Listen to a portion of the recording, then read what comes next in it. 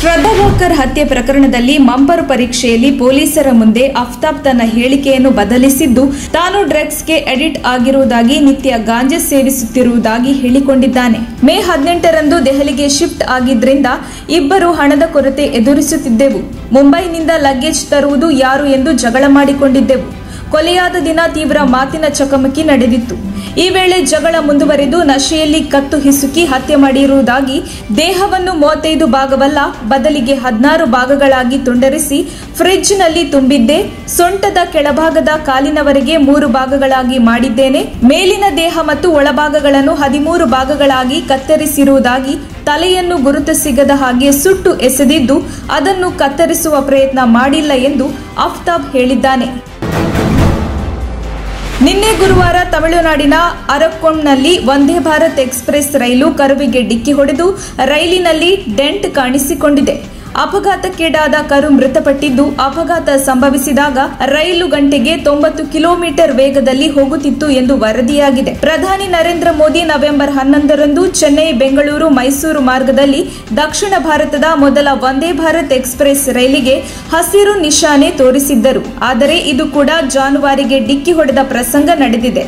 ಕಳೆದ ಅಕ್ಟೋಬರ್ನಿಂದ ವಂದೇ ಭಾರತ್ ರೈಲಿನಲ್ಲಿ ಇದು 5ನೆಯ ಅಪಘಾತವಾಗಿದೆ. 2000 ಇಸವಿಯಲ್ಲಿ ಜೀವವಾದಿ ಶಿಕ್ಷೆಗೆ ಗುರಿಯಾಗಿರುವ ತನ್ನ ಮೊದಲ ಪತ್ನಿ ಹಂತಕ ಶ್ರದ್ಧಾನಂದ್ ಅಲಿಯಾಸ್ ಮುರಳಿ ಮನೋಹರ ಮಿಶ್ರಾ, ರಾಜೀವ್ ಗಾಂಧಿ ಹತ್ಯೆ ಪ್ರಕರಣದ ಅಪರಾಧಿಗಳನ್ನು ಬಿಡುಗಡೆ ಮಾಡಿದ ಮಾದರಿಯಲ್ಲಿ ತನ್ನನ್ನು ಶೀಘ್ರ ಬಿಡುಗಡೆಗಾಗಿ ಸುಪ್ರೀಂ ಕೋರ್ಟ್ನಲ್ಲಿ ಮನವಿ ಮಾಡಿದ್ದಾನೆ. ಈ ಬಗ್ಗೆ ಮಾಜಿ ಪ್ರಧಾನಿ ರಾಜೀವ್ ಗಾಂಧಿ ಹಂತಕರ ಸಹಚರರನ್ನ ಸುಪ್ರೀಂ ಕೋರ್ಟ್ ಬಿಡುಗಡೆ ಮಾಡಿದೆ ಎಂಬ ಕಾರಣಕ್ಕೆ ಪ್ರತಿಯೊಬ್ಬ ಹಂತನಿಗೂ ಕರುಣೆಯನ್ನು ತೋರಲು ಹೊರಟರೆ ಅದು ನ್ಯಾಯದ ಅಪಹಾಸ್ಯವಾಗುತ್ತದೆ ಎಂದು ಭಾರತದ ಮಾಜಿ ರಾಜತಾಂತ್ರಿಕ ಅಕ್ಬರ್ ಖಲೀಲ್ ಹೇಳಿದ್ದಾರೆ. ರಾಯಚೂರು ಗ್ರಾಮದಲ್ಲಿ ಸರ್ಕಾರಿ ಬಸ್ ವ್ಯವಸ್ಥೆ ಇಲ್ಲದ ಕಾರಣಕ್ಕೆ ಟಾಟಾ ಏಸ್ನಲ್ಲಿ ಹೊರಟಿದ್ದ ವಿದ್ಯಾರ್ಥಿಗಳು ಅಪಘಾತಕ್ಕೀಡಾಗಿರುವ ಘಟನೆ ಜಿಲ್ಲೆಯ ಮಸ್ಕಿ ತಾಲೂಕಿನ ಕುನಿಕೆಲ್ಲೂರು ಬಳಿ ನಡೆದಿದೆ. ಚಾಲಕನ ನಿಯಂತ್ರಣ ತಪ್ಪಿ ಟಾಟಾ ಏಸ್ ಪಲ್ಟಿಯಾದ ಹಿನ್ನೆಲೆ 20ಕ್ಕೂ ಹೆಚ್ಚು ಜನ ಶಾಲಾ ವಿದ್ಯಾರ್ಥಿಗಳಿಗೆ ಗಾಯಗಳಾಗಿದೆ. ವಿದ್ಯಾರ್ಥಿಗಳನ್ನ ಲಿಂಗಸುಗೂರು ತಾಲೂಕು ಆಸ್ಪತ್ರೆಗೆ ದಾಖಲಿಸಲಾಗಿದೆ. ಸರ್ಕಾರಿ ಬಸ್ ವ್ಯವಸ್ಥೆ ಇಲ್ಲದಕ್ಕೆ ಈ ಅವಘಡ ನಡೆದಿದೆ ಅಂತ ಪೋಷಕರು ಆಕ್ರೋಶ ವ್ಯಕ್ತಪಡಿಸಿದ್ದಾರೆ. ಮಧ್ಯಪ್ರದೇಶಕ್ಕೆ ಭಾರತ್ ಜೋಡೋ ಯಾತ್ರೆ ಪ್ರವೇಶಿಸುವುದಕ್ಕೂ ಮುನ್ನವೇ ಕಾಂಗ್ರೆಸ್ ಸಂಸದ ರಾಹುಲ್ ಗಾಂಧಿಗೆ ಜೀವ ಬೆದರಿಕೆ ಹಾಕಲಾಗಿದೆ. ಮಧ್ಯಪ್ರದೇಶದ ಇಂದೋರ್ಗೆ ಆಗಮಿಸಿದ ತಕ್ಷಣ ಬಾಂಬ್ ಸ್ಫೋಟಿಸಿ ರಾಹುಲ್ ಗಾಂಧಿಯನ್ನು ಕೊಲ್ಲುವುದಾಗಿ ಬೆದರಿಕೆಯೊಡ್ಡಲಾಗಿದೆ. ರಾಹುಲ್ ಗಾಂಧಿ ಸ್ವಾತಂತ್ರ್ಯ ಪೂರ್ವದಲ್ಲಿ ಬ್ರಿಟಿಷರಿಗೆ ಕ್ಷಮೆಯಾಚಿಸುವ ಪತ್ರಕ್ಕೆ ಸಹಿ ಹಾಕುವ ಮೂಲಕ ಸಾವರ್ಕರ್ ದ್ರೋಹ ಮಾಡಿದ್ದಾರೆ ಎಂದು ಆರೋಪಿಸಿದ ಬಳಿಕ ಈ ಬೆದರಿಕೆ ಪತ್ರ ಬಂದಿದೆ. ಜುನಿ ಪೊಲೀಸ್ ಠಾಣೆ ವ್ಯಾಪ್ತಿಯ ಇಂದೋರ್ನ ಸಿಹಿತಿಂಡಿ ಅಂಗಡಿಯೊಂದರ ಹೊರಗಡೆ ರಾಹುಲ್ ಗಾಂಧಿಯನ್ನು ಕೊಲ್ಲುವುದಾಗಿ ಬೆದರಿಕೆ ಪತ್ರದಲ್ಲಿ ತಿಳಿಸಲಾಗಿದೆ. ಹೀಗಾಗಿ ಪೊಲೀಸರು ಈಗಾಗಲೇ ಅಲ್ಲಿನ ಸಿಸಿಟಿವಿ ದೃಶ್ಯಾವಳಿಗಳನ್ನ ಸ್ಕ್ಯಾನ್ ಮಾಡಲು ಪ್ರಾರಂಭಿಸಿದ್ದಾರೆ ಮತ್ತು ಪತ್ರವನ್ನ ಸಿಹಿತಿಂಡಿ ಅಂಗಡಿಯ ಹೊರಗೆ ಬಿಟ್ಟು ಹೋದ ವ್ಯಕ್ತಿಗಾಗಿ ಹುಡುಕಾಟ ನಡೆಸುತ್ತಿದ್ದಾರೆ. ಮುಂಬೈ ಮೂಲದ ಉದ್ಯಮಿಯೊಬ್ಬರಿಗೆ ನಕಲಿ ಜಾರಿ ನಿರ್ದೇಶನಾಲಯವು ಸಮನ್ಸ್ ಕಳುಹಿಸಿ ಸುಮಾರು 20 ಕೋಟಿ ರೂಪಾಯಿ ಸುಲಿಗೆ ಮಾಡಿದ ಆರೋಪದ ಮೇಲೆ 9 ಜನರನ್ನ ದೆಹಲಿ ಪೊಲೀಸರು ಬಂಧಿಸಿದ್ದಾರೆ. ಈ ಕೃತ್ಯವನ್ನು ಮಾಡಲು ಬಾಲಿವುಡ್ನ ಜನಪ್ರಿಯ ಸಿನಿಮಾ ಅಕ್ಷಯ್ ಕುಮಾರ್ ನಟನೆಯ ಸ್ಪೆಷಲ್ 26 ನಿಂದ ಸ್ಫೂರ್ತಿ ಪಡೆದಿದ್ದಾರೆ ಎಂದು ತನಿಖೆಯಲ್ಲಿ ಬಹಿರಂಗವಾಗಿದೆ. ಆರೋಪಿಯು ನಿಪ್ಪಾನ್ ಇಂಡಿಯಾ ಪೇಂಟ್ಸ್ ಲಿಮಿಟೆಡ್ನ ಅಧ್ಯಕ್ಷ ಹರ್ದೇವ್ ಸಿಂಗ್ ಅವರಿಗೆ 2 ನಕಲಿ ನೋಟಿಸ್ ಕಳುಹಿಸಿದ್ದಾನೆ ಮತ್ತು ಫೆಡರಲ್ ಏಜೆನ್ಸಿ ತನ್ನ ವಿರುದ್ಧ ಪ್ರಕರಣ ದಾಖಲಿಸಿದೆ ಎಂದು ಅವರಿಗೆ ಮನವರಿಕೆ ಮಾಡಿದ್ದಾರೆ ಎಂದು ವಿಶೇಷ ಪೊಲೀಸ್ ಆಯುಕ್ತ ರವೀಂದ್ರ ಸಿಂಗ್ ಯಾದವ್ ಹೇಳಿದ್ದಾರೆ.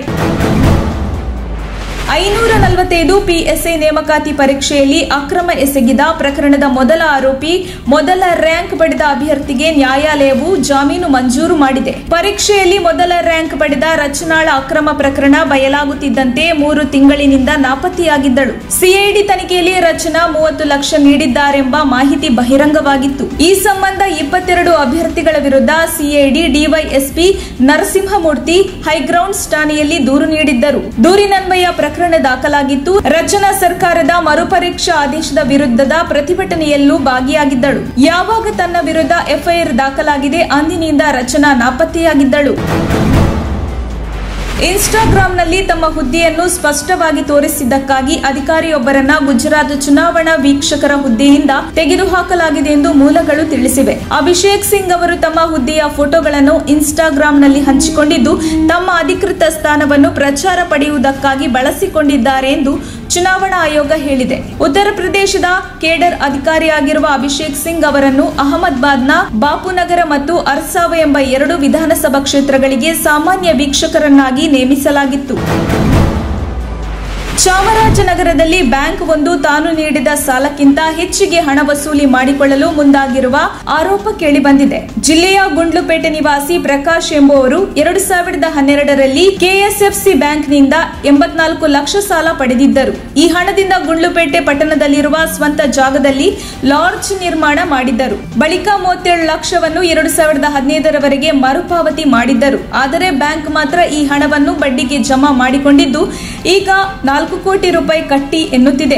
ಸದ್ಯ ಪ್ರಕಾಶ್ ಜೀವನ ನಡೆಸಲು ಪರದಾಟ ನಡೆಸುತ್ತಿದ್ದಾರೆ. ಹೀಗಾಗಿ ರಾಷ್ಟ್ರಪತಿ, ಪ್ರಧಾನಿ, ಮುಖ್ಯಮಂತ್ರಿ, ಚಾಮರಾಜನಗರ ಜಿಲ್ಲಾಧಿಕಾರಿಯವರಿಗೆ ದಯಾಮರಣಕ್ಕೆ ಅರ್ಜಿ ಹಾಕಿದ್ದಾರೆ.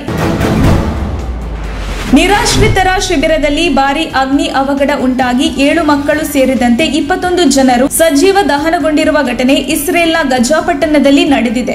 ಗಜಾದ ಜನನಿಬಿಡ ಜಬಾಲಿಯಾದ ನಿರಾಶ್ರಿತರ ಶಿಬಿರದಲ್ಲಿ ಬೆಂಕಿ ಹೊತ್ತಿಕೊಂಡಿದೆ. 4 ಅಂತಸ್ತಿನ ವಸತಿ ಕಟ್ಟಡದ ಮೇಲಿನ ಮಹಡಿ ಸ್ಫೋಟಗೊಂಡಿದ್ದು ಭಾರೀ ಬೆಂಕಿ ಉಂಟಾಗಿದೆ. ಬೆಂಕಿಯನ್ನು ನಂದಿಸಲು ಅಗ್ನಿಶಾಮಕ ದಳದವರು 1 ಗಂಟೆಗೂ ಅಧಿಕ ಸಮಯ ತೆಗೆದುಕೊಂಡಿದ್ದಾರೆ ಎಂದು ಮೂಲಗಳು ತಿಳಿಸಿವೆ. ಪ್ರಾಥಮಿಕ ತನಿಖೆಯ ಪ್ರಕಾರ ಕಟ್ಟಡದೊಳಗೆ ಹೆಚ್ಚಿನ ಪ್ರಮಾಣದ ಗ್ಯಾಸೋಲಿನ್ ಅನ್ನು ಸಂಗ್ರಹಿಸಲಾಗಿದ್ದು ಇದು ಬೆಂಕಿಯ ಪ್ರಮಾಣ ಹೆಚ್ಚಾಗಲು ಕಾರಣವಾಗಿದೆ. ಕಟ್ಟಡದಲ್ಲಿದ್ದ ಎಲ್ಲರೂ ಸಾವನ್ನಪ್ಪಿದ್ದು ಯಾರೊಬ್ಬರನ್ನು ರಕ್ಷಿಸಲು ಸಾಧ್ಯವಾಗಿಲ್ಲ ಎನ್ನಲಾಗಿದೆ.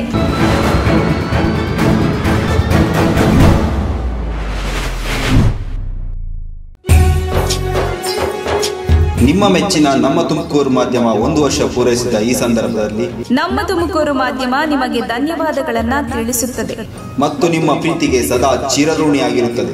ನೀವು ನಮ್ಮ ಮೇಲೆ ಇಟ್ಟ ನಂಬಿಕೆಯನ್ನು ಉಳಿಸುವ ಪ್ರಾಮಾಣಿಕ ಪ್ರಯತ್ನವನ್ನ ನಮ್ಮ ತಂಡ ಖಂಡಿತವಾಗಿಯೂ ಮಾಡುತ್ತದೆ. ಗೆಲುವಿನ ಹಾದಿಯಲ್ಲಿ ಸದಾ ನಮ್ಮ ಜೊತೆಯಾಗಿರಿ.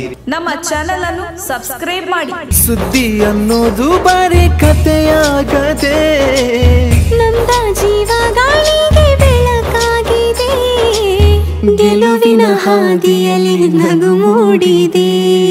ಮದರ್ ಡ್ರೀಮ್ಸ್ ರೂರಲ್ ಮತ್ತು urban education development society, Shri Mailara Lingeshwara nursing college Chitradurga, Shri Anjaneya Swamy ಪ್ರೌಢಶಾಲೆ ಕಡ್ಲೆಗುದ್ದು ಇವರ ಸಂಯುಕ್ತಾಶ್ರಯದಲ್ಲಿ ರಾಜ್ಯ ಮಟ್ಟದ ಗ್ರಾಮೀಣ ಮಕ್ಕಳ ಕನ್ನಡ ಸಾಹಿತ್ಯ ಹಾಗೂ ಸಾಂಸ್ಕೃತಿಕ ಸಮ್ಮೇಳನ 2022-23 ಇದೇ ಬರುವ ನವೆಂಬರ್ 19ರಂದು ಶನಿವಾರ ಬೆಳಿಗ್ಗೆ 10 ಗಂಟೆಗೆ.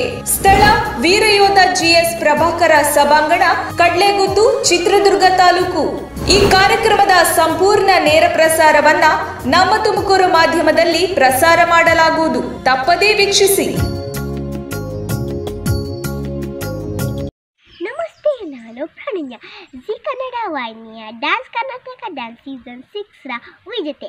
ನಾನು ಚಿತ್ರದುರ್ಗ ಕಡ್ಲೆಗುದ್ದು ಗ್ರಾಮದಲ್ಲಿ ನವೆಂಬರ್ 19ರಂದು ನಡೆಯುವ ರಾಜ್ಯ ಮಟ್ಟದ ಗ್ರಾಮೀಣ ಮಕ್ಕಳ ಸಾಹಿತ್ಯ ಹಾಗೂ ಸಾಂಸ್ಕೃತಿಕ ಸಮ್ಮೇಳನಕ್ಕೆ ನಾನು ಬರ್ತಾ ಇದ್ದೇನೆ. ನೀವು ಸಹ ಬರ್ತೀರಲ್ವಾ? ಈ ಕಾರ್ಯಕ್ರಮದ ನೇರ ಪ್ರಸಾರ ನಮ್ಮ ತುಮಕೂರು ಯೂಟ್ಯೂಬ್ ಚಾನಲಲ್ಲಿ ಪ್ರಸಾರ ಆಗುತ್ತಿದೆ. ಎಲ್ಲರೂ ವೀಕ್ಷಿಸಿ. Thank you.